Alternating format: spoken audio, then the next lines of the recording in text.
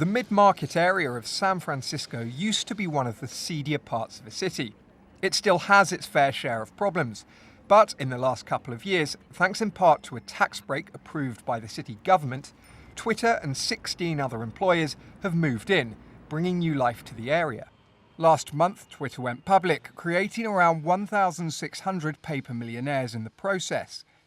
It was a moment for San Franciscans to take stock of what is happening to their city. Unemployment has tumbled and incomes are growing quickly. So are house prices and rents. Fretting about gentrification is as much a feature of life in San Francisco as fog over the Golden Gate Bridge. But in the last few months, the debate has intensified. Evictions of tenants have soared as landlords seek to exploit the housing boom, and the city's leaders seem unsure how to tackle the problem. Traditionally, the technology industry in the Bay Area has been concentrated in Santa Clara County, the South, Silicon Valley, and that is still the largest concentration of tech jobs in the region. But in 2012, there was twice as many jobs added in San Francisco in the tech sector than in either Santa Clara County or San Mateo County to our south. And that's a new phenomenon. We've not seen that rate of job growth in the tech industry in the city before. San Francisco is suffering from some severe growing pains. The median monthly rent for a two-bedroom apartment is a terrifying $3,250. The median house sells for $850,000. In 2012, it was very clear that San Francisco had the most expensive housing of any large city in the United States. We also had among the fastest growing housing prices of any city in the United States. So already being extremely expensive, we were seeing 20% plus increase in housing prices. Increases in asking rents have also been double digit for the past couple of years. This is a sign of both the recovery of tech jobs within San Francisco, as well as people who work all over the Bay Area wanting to live in San Francisco. House prices regularly sell for way over the asking price. Buyers speak wearily of the bidding wars they must conduct to get their hands on a property.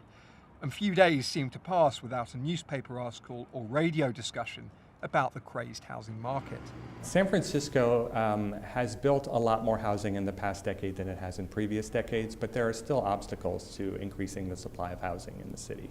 The influx of wealthy newcomers is only part of the story.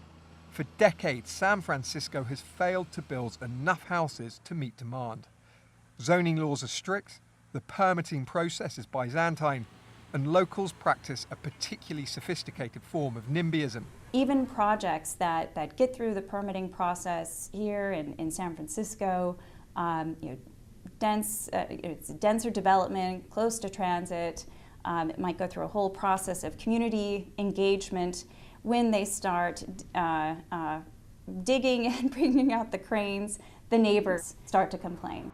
If today's growth is sustainable, so are today's problems. That is of particular concern to San Francisco's rental tenants and the many groups that advocate for them.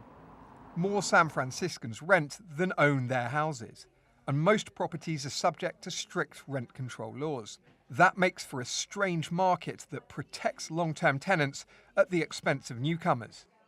But it does at least often protect tenants from the crazy rents they would otherwise be asked to pay. Not always, though.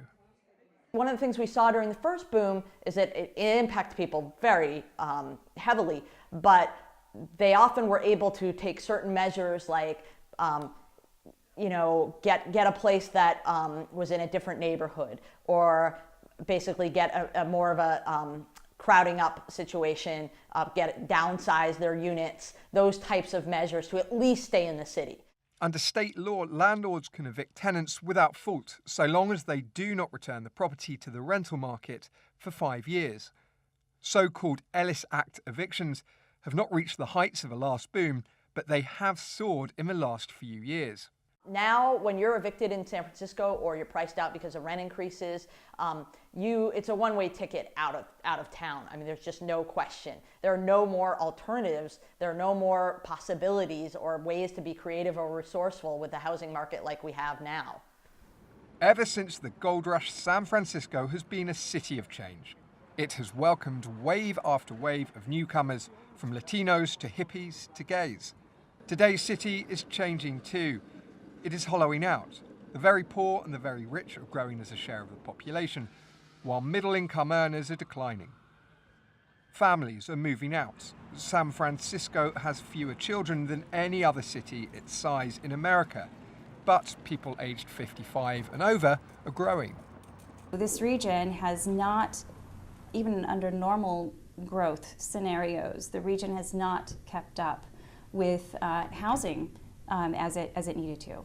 So we are projected to add another 1 million people just 16 years from now in the region. And I don't know where we're going to house them. After decades of failed housing supply, San Francisco is going to have to find a way to live with its growing pains because they aren't going away.